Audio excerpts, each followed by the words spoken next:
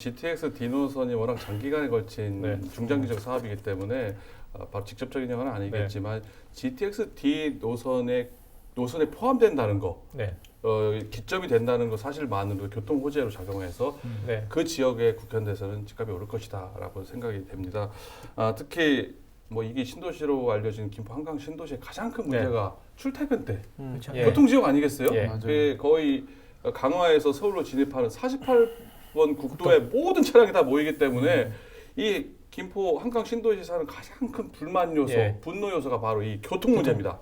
그렇기 때문에 이 광역 교통망 개선이라는 화두는 상당히 중요하기 때문에 뭐 GTX D 노선이든 5호선 연장이든 이거는 김포 시민들한테는 엄청 체감할 수 있는 문제다.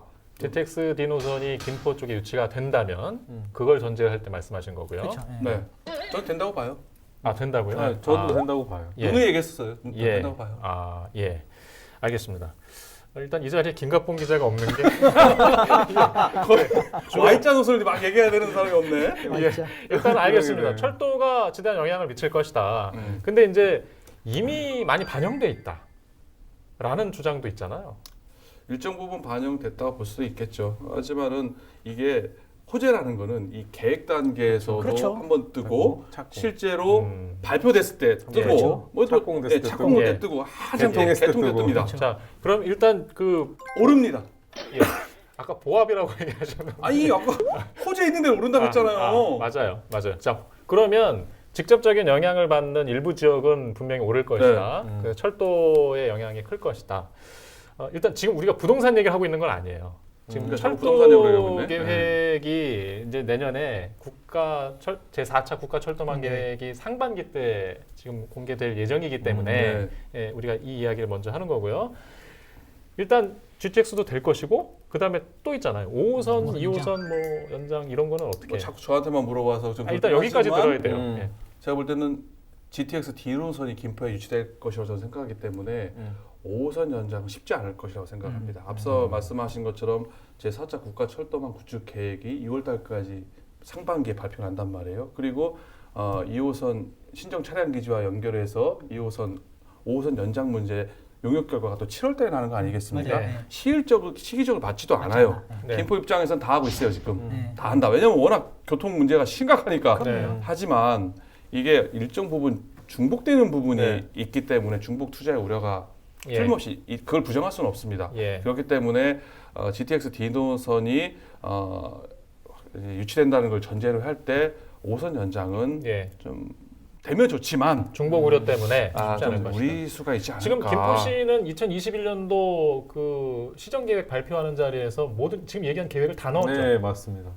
다 넣었는데 아까 이대용 저희 경인 대변인께서 말씀하신 자, 순서가 왔습니다. 말씀하신 대로 전투력이 지금 그러니까 말씀하신 대로 네. 그 부분은 저도 이렇게 다 넣었지만 다 하면 좋겠죠. 하지만 이 국가사업, 교통사업이란 것이 엄청난 돈의 재원이 쏟아부는 거기 때문에 이거를 둘 다 하기는 쉽지 않을 것 같고요. 그리고 국토부에서 뭐 GTX D 호재 이런 거 말 바꾸는 것도 그랬고, 그리고 국토교토부 김포한강선 추진사항도 국정감사 한번 추진되고 있으면 확인이 됐어요.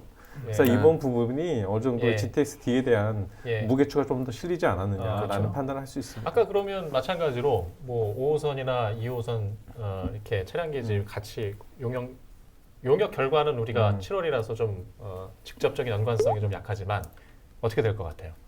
중복 우려?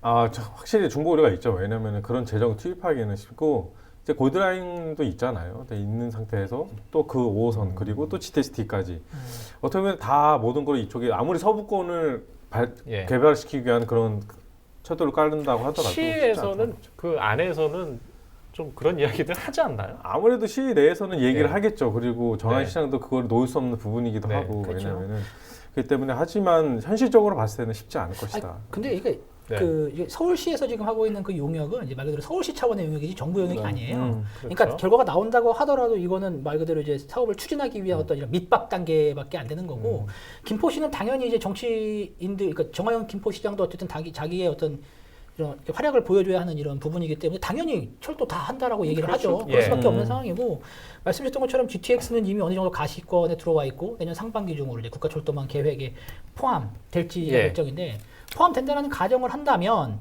당연히 이제 BC값, 경제성을 안 따질 수가 없는데 지금은 뭐 이제 뭐 5호선 연장도 뭐 일정 부분 뭐 나올 수 있다라고 얘기를 할지 모르겠지만 GTX가 깔린다는 전제가 깔리면 GTX를 이용해 갖고 서울로 가는 사람들이 생김으로 인해 갖고 5호선에 대한 경제성은 당연히 떨어질 수밖에 없는 그런 상황이 되는 거죠. 그러면 그러니까 그런 이유 때문에 쉽지 않은 거 아니냐라는 이런 기조가 지금 잡히고 있는 부분인 거고. 그러니까 저는 그런 거를 평가했을 때 아마 김포시도 이 부분은 당연히 알고 있고 그러면 이제 이걸 어떻게 잘 풀 것인지 물론 저도 5호선이 같이 뚫리기를 저도 이제 김포 출입했던 기자로서 바라고는 있지만 쉽지 않은 결과가 될 걸로.